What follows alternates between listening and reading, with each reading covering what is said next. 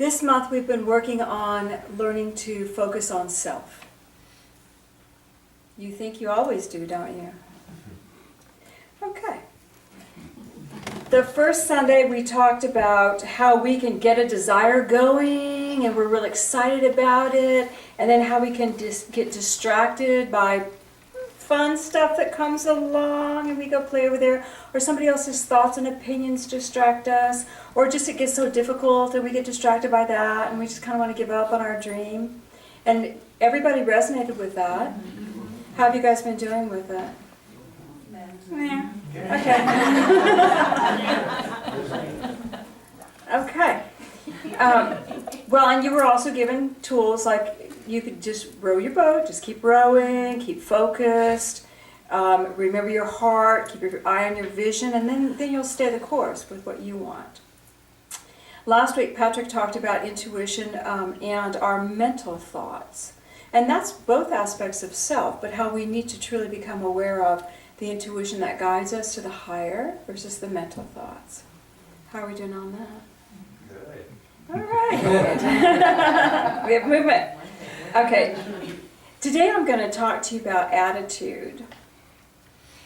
You know, when you look up a lot of words in the dictionary, they don't know how to define them. They'll give you another word, and then another word, and there's never a definition. There's just a bunch of words that cross-reference one another.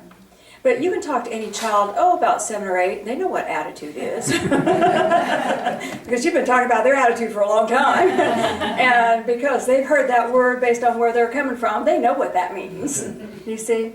But it's very difficult for us to really define attitude, but we know how creative it is, don't we? All right, so Spirit's helping us out a little bit. I wanted to give you an idea of how we want to look at it as we go forward. Patrick talked last week, I believe, about Dr. Emoto's water experiments, where something that was negatively charged would be placed on a drop of water and frozen, and it would create a pattern. Something that was positively charged would be put on a drop of water, frozen, and create a pattern. The positive charges are beautiful. They're gorgeous. The negative charges are distorted, and there's no rhythm to it. It's quite interesting. Well, attitude is not quite like that. So I want you to pull back just a little bit. You've got that as your example. Attitude is more like an energy through which our energy flows. So that's why we get away with it all the time. Well, I have a good intention. So therefore I can do whatever I want. My attitude doesn't matter because my intention's good. Okay, say I'm a beautiful child of God. Say I love myself. And Cindy may not be talking about me. But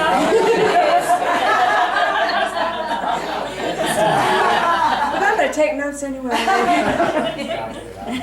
right. So, when our intention is clear, and our intention can be clear to do good things, our intention can be clear, and it can be joyful, the attitude that we have toward it can still color it. So it may not be charged as a belief, but it colors all of our beliefs. So it's not just a cookie cutter that shapes it, it actually conditions the whole. So your attitude conditions the whole. And let's see if they gave me that definition of it. Attitude is the prevailing emotions and thoughts of how things need to be. That's our attitude. The prevailing emotions and thoughts of how things need to be. And based on the topic you're talking about, your attitude can shift, not on a dime, most of us aren't that skilled, but it can shift from day to day. I have a good attitude today because I'm dealing with this today, and I go back, I have a bad attitude because I'm dealing with that. Now I don't want to deal with that anymore. You see? So our attitude is not continual 24/7, but until we unhook it, it still is operating within us. All right. It's going to sound like I'm getting complicated today, but I want you to kind of walk with me a little bit, and I'm hoping that you will hear the beautiful symmetry that Spirit gave me. And when I get the downloads and the information, it's just so pure, and I'm so excited about it. And then Sunday morning, I'm like, attitude.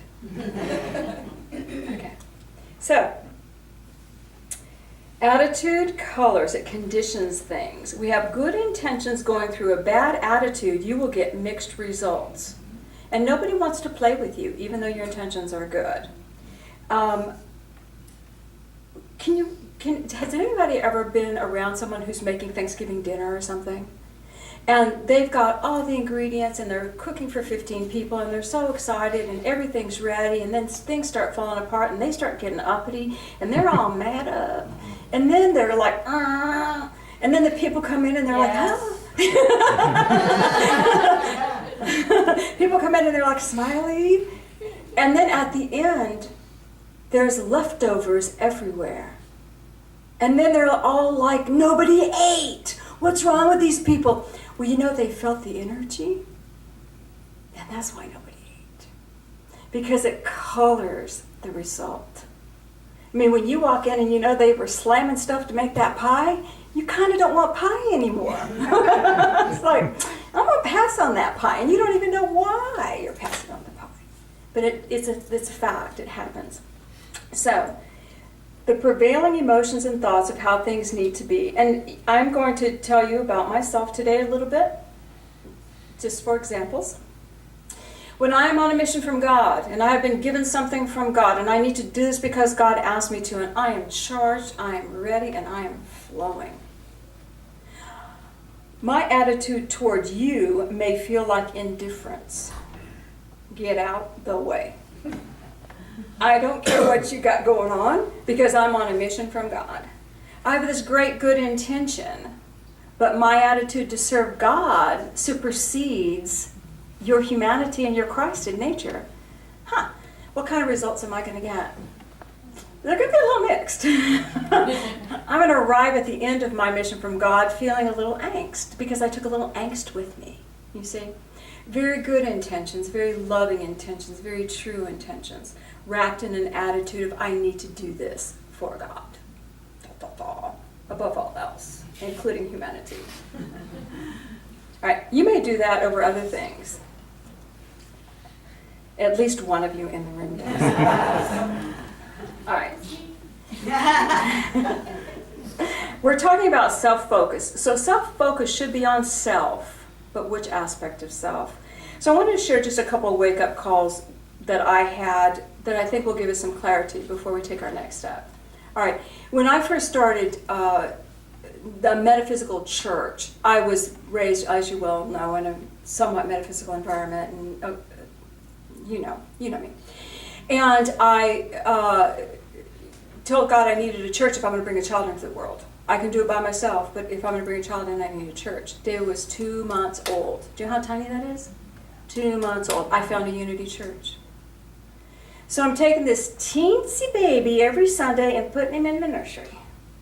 And I'm learning and I'm growing, and I hadn't been going very long, and I've shared this with you before. They put out a call for teachers. They said, we need teachers for the children.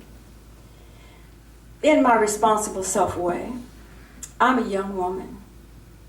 I walked to the table they had set up in the back, and I said, you know, y'all, I'm the one with the infant in the nursery. I don't want to teach your kids. But I feel like I have to sign up because you asked for it, and I've got an infant in the nursery. I've got the only infant in the nursery. So I don't want to do it, but I'm going to sign up in front of you. But I just want you to know I'm just doing it because I feel guilty because I have a child in the nursery.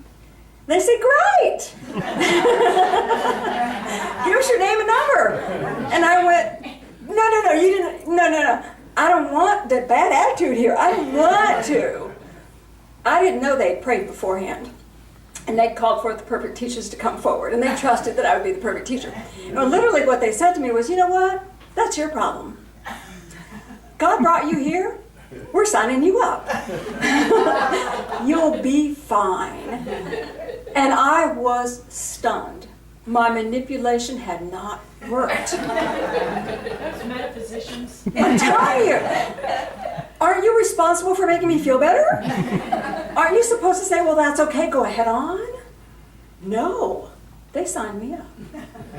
I had nothing else to say. And I taught for a year. I missed every single Sunday service for a year, teaching the little children, and I learned so much. I got my little tape from the Sunday services, and I played it every Monday, every Sunday. I played it all week long. I learned so much. from teaching the kids. And we had to create our programs. There were no programs they gave you. You had to, just like here, we had to invent it as you go. So I was quite taken aback, but I realized that how often do I hold people responsible for my feelings? And how often do I try to make someone's feelings work? You know? And that is an attitude of manipulation, whether it's pro or con, whether we think it's great or not. It's still an attitude of manipulation. So that was my first wake-up call. And then my second was a long one learning. But you know, I've counseled and done healings for many, many, many, many years. And as a young baby, I was young and excited and alive. And yes, sir, God, I'm going to serve Father, Mother, God. Yes. You bring them to me. You flow through me. They will be healed. They will be healed. Yes. They didn't always want to be healed. And if something extreme was going on with one of my clients, and I was so young and so excited, and oh no, God, no. I would pick them up and I would carry them with me for a week, 2 weeks at a time. I'd be praying and sending Reiki and holding them and praying and sending Reiki and just, and then I'd see them. They'd come back to church maybe a month later. It's like, oh, Cindy, how's it been going on? And I'm like, oh, Cindy, what? You've been living with me since I saw you. You've been in my conscious mind space. Because I am going to fail God if you don't heal. Good intentions wrapped by attitudes that we place upon ourselves, emotions. Now, in these two things, and I did learn, I'm just going to let you know that what I do typically with clients is I say put them on the Reiki tray, put them in the prayer basket. They're your kids, God. I got things to do. And as long as they need to heal now is as long as they need to heal. And if it takes 100 million years, great. Doesn't matter. I showed up. I gave the best I could. And that's all I can do. Pay the lady as you leave. That's all I can do. See? It's on you now. So I learned over time my attitude toward my work was making me carry in my conscious mind space affairs of others. And I share that with you because I know you do the same thing, all of you. So, what's the theme, the common theme within my two little wee stories? I was going to fail God. I didn't want to do it. Will. My will. Wrapped in every attitude that has limitation, your will resides. Anytime you have a quite sticky, ticky little attitude, it's because your will is living there comfortably. And my will is pretty darned important. Yes? Yeah. Okay. All right. Attitude is the space where your will is comfortable. The prevailing thoughts and emotions gather, and will is comfortable. All right. Anytime we find ourselves in a space that is non-flowing and restrictive, your personal will is activated. But our personal will has kept us alive. We've had it for survival techniques. We needed it. It gave us strength to navigate the known, but it does not allow us to experience God's will. Okay? All right. Say, I'm ready to learn. I'm ready to learn. Now it's about you. Now it's about me.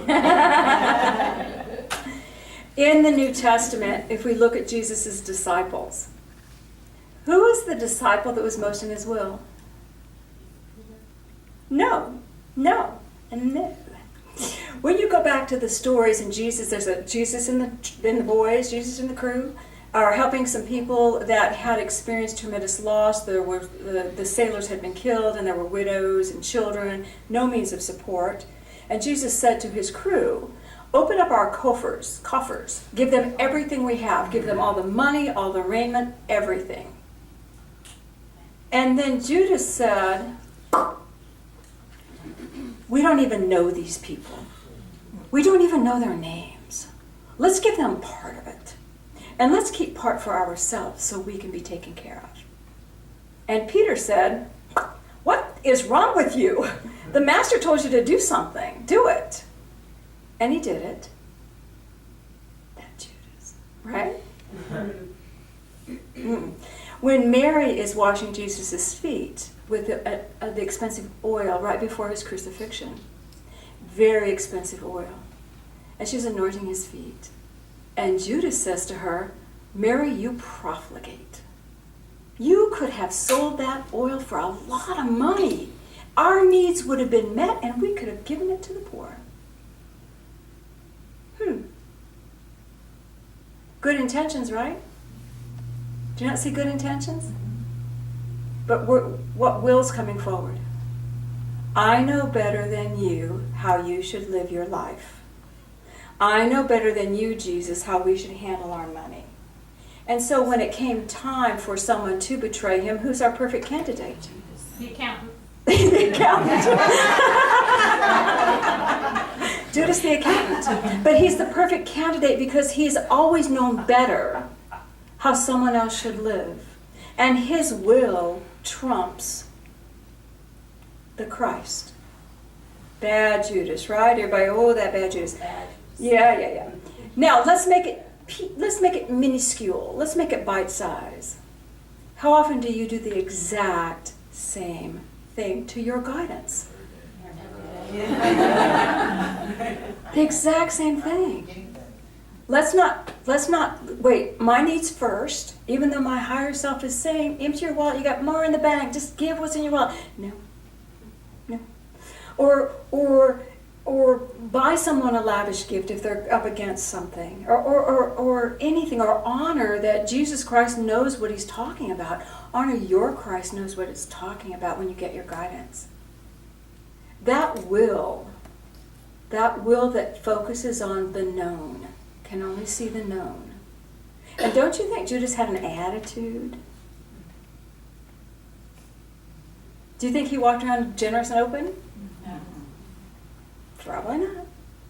He probably had an attitude. I know better. Jesus. You know why he betrayed Jesus? You all understand why. He thought that if he called him in to, well, he was approached by the Sanhedrin to bring Jesus in, so Jesus could tell them who he was. And it would give him an opportunity to tell the highest level of the Jewish nation who he was, Son of God, and everything would be okay. And by the way, if they hurt or harm him, he'll just disappear like he always does.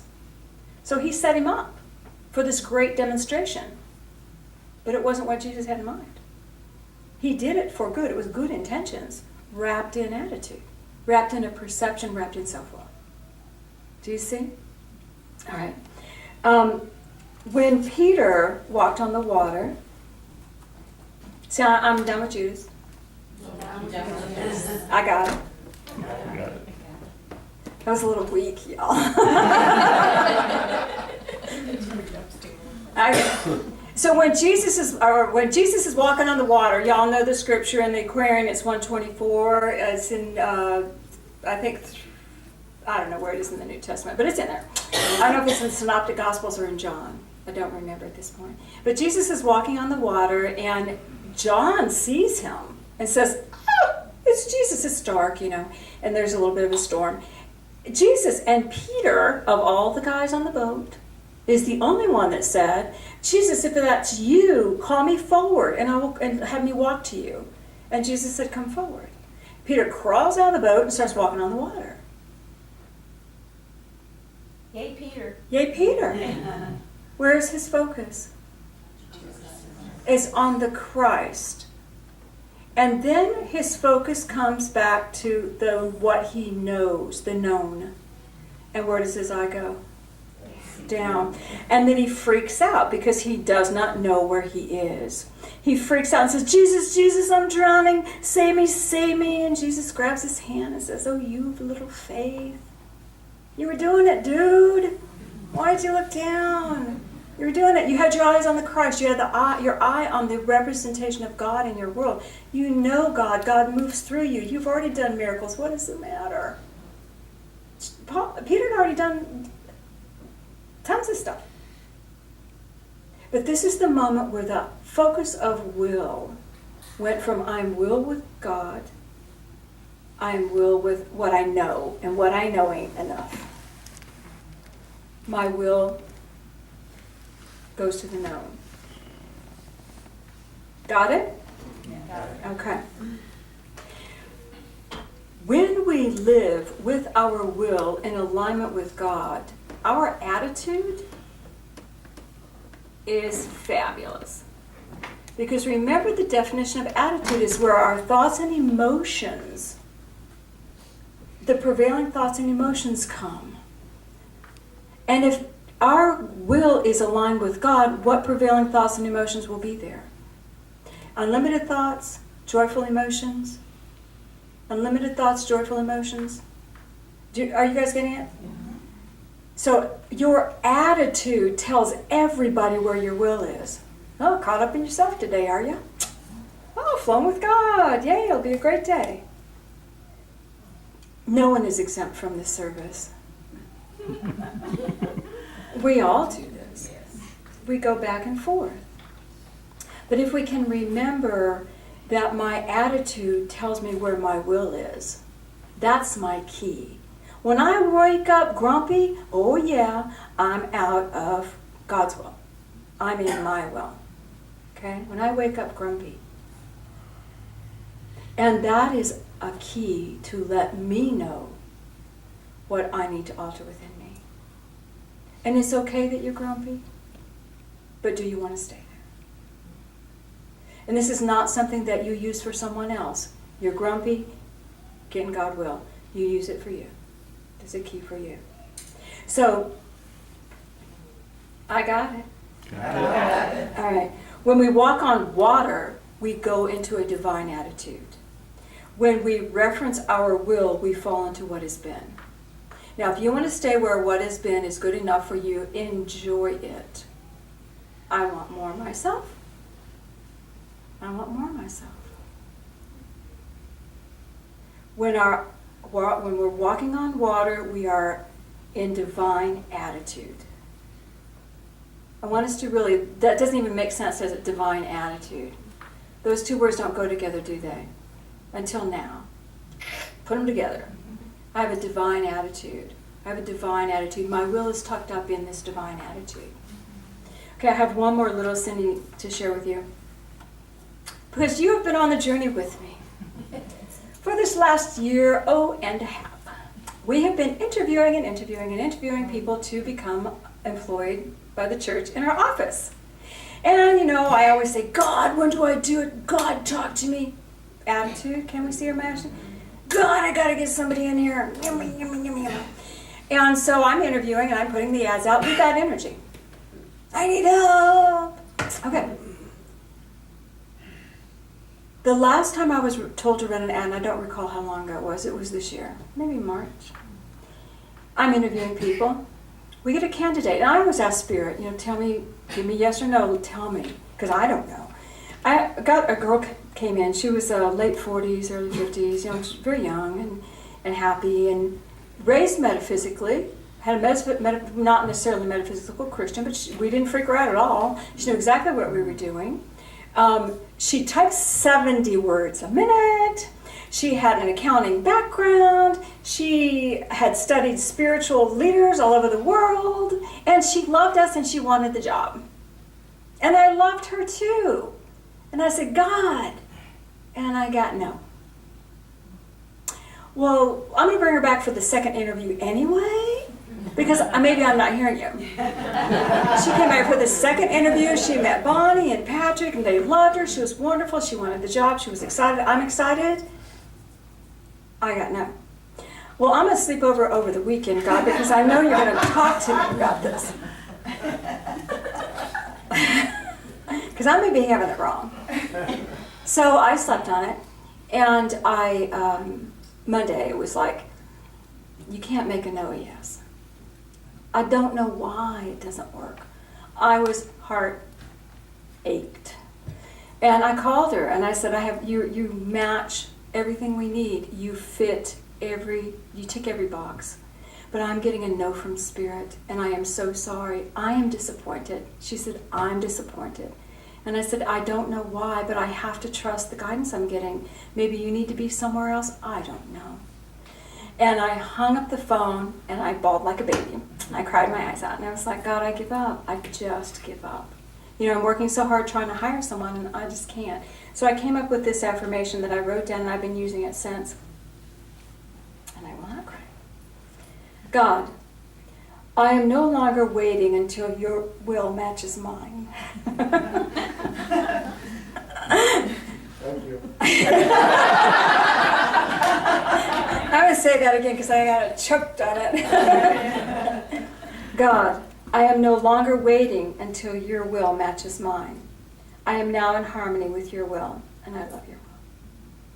And I just put that out to the universe, and I told everybody I will not run another ad until I'm not going to ask when. I'm not even going to ask that question until God says to me, out of the blue, run an ad. And so that's where I stayed, and that's where I was. And 2 weeks ago, I was at a little grocery store nearby, and Vince's daughter, Sarah, was there. We ran right into each other. And I said, Sarah, give a hug. You know, I haven't seen her in a while. And she had been interested in the job a long time ago, but she had to go do other things. And I said, how you doing? Oh, she was working 2 part-time jobs. One of them might be cutting back. She said, if you need any help, let me know. I said, I need help, Sarah. I'm letting you know. And I said, just call me when you know what you can do. And she said, great. Because I'm thinking I'll take anything at this point. I mean, I didn't create this. I'm calling this a God moment. So she called me the next week and she said, I can give you Wednesday, Thursday, and Friday of this week. What do you need? I said, Wednesday, Thursday, and Friday.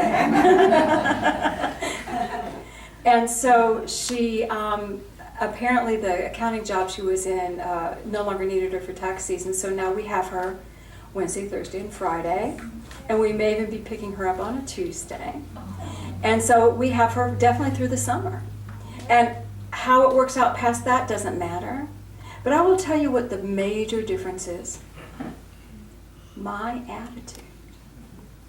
She comes in, do this. I don't sit her down and go, now, you must understand the deep importance of what you're about to do. You know, because that's how I am. And if you don't understand it, now it's just like you punch that button, that button, that button. You got it? Okay, good. Take care of it. And she's fabulous. And she types 60 words a minute, and she's fabulous. And her attitude is excellent. There's no pushback. There's no kickback. There's no I don't want to be here. It's perfect. For however long, we are blessed with her presence. And that's why you're getting emails signed Sarah. That's Vince's daughter, Sarah. But I want you to see the journey of a year plus that I had to go through to understand God's will for my life does not come from the known. It comes from the unknown. And every step that I took during that year of trying to make it work, I'm learning. I am learning. I'm refining my energy and my personality. But God's will comes from the unknown, from the greater. And can you guys feel it? Mm-hmm. When we can be in God's will, our attitude will be divine. Our attitude will be divine. And you are the steward of you. You are the steward of your energy. Doesn't that sound fabulous? All right. As I choose God's will, I live in expanded thought and joyful energy. And that's where I live. And that's where my will lives. Expanded thought and joyful energy. Well, let's just anchor this real quickly. So if you put your feet on the floor.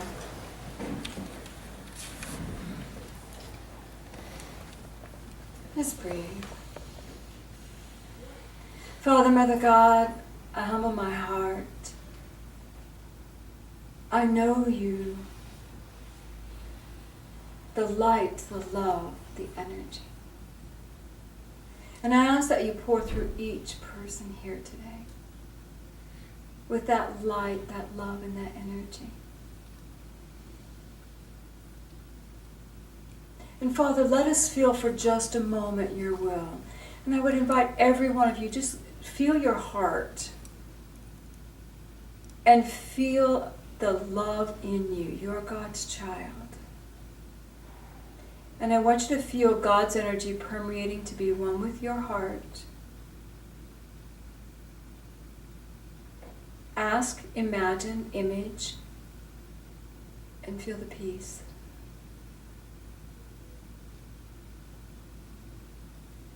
When I am one with God's will, my divinity shines.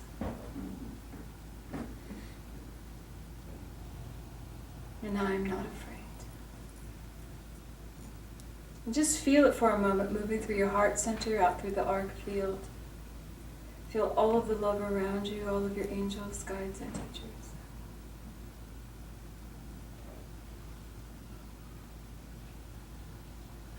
And Father, Mother God, we thank you for this moment.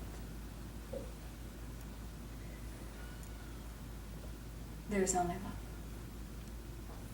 Take a breath, send your love into the room, and when you're ready, you can gently open your eyes.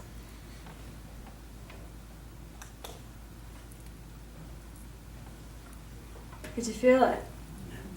Good. All right. You now have the key to monitoring your energy, to go within. And don't be afraid of going to the unknown. It's God's unknown. It's God's energy. Say, yay, God. Yeah.